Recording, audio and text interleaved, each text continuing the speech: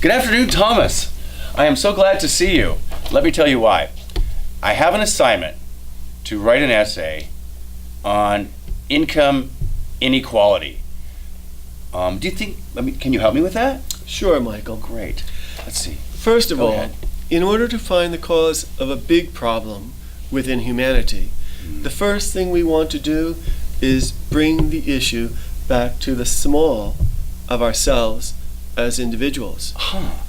In other words, ask yourself how you personally, or someone you know, might currently be accepting and allowing income inequality. Okay. I think I know what you mean.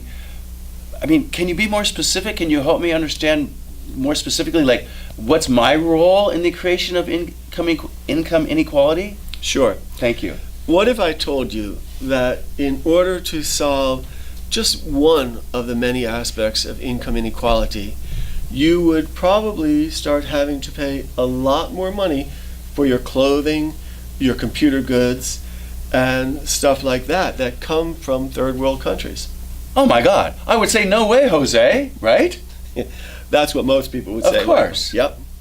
But how much I pay or don't pay for my personal consumables affect other people in other countries? Well, because the reason we are able to get our clothing and our consumer goods, our computer goods, often so cheaply is that because in many countries, factory workers are only being paid $2 a day. $2 a day? Sometimes even less. So that's what we're talking about when we're talking about severe income inequality. That would be one of the aspects of income inequality, most definitely. I see. And at the same time, I couldn't survive in Seattle, Washington, USA on $2 a day. How can this differential be addressed when I really can't even get in my car for $2 a day? Well, you wonder how some of us in first world countries are able to live such wonderful lives with our houses, 2 cars, clothing, and everything we want, our cameras, our goods, our iPhones. For example, an iPhone might cost a year's wages for some people. And the reason is because while our money's worth apparently more than their money, an hour of their labor, or let's say a whole day of the labor of a man or woman or child in a third world country might be worth just 2 minutes of labor in our countries. I think I see what you mean. It's my understanding that some people can work all day and still not have enough money to even buy food. I've heard that you were mentioning some of the things that make our lives, as you put it, so wonderful. I've heard that some people, like our dogs, eat better than some people. How can that be fair? Exactly. What kind of human right is that when someone's dogs is eating better than a person? Well, I'm glad you brought up the subject of human rights because that really is the question. Why is, for example, a doctor in one country getting paid $10 or $20 a day, whereas in another country that same kind of individual, with the same qualifications, might be making $1,000 a day?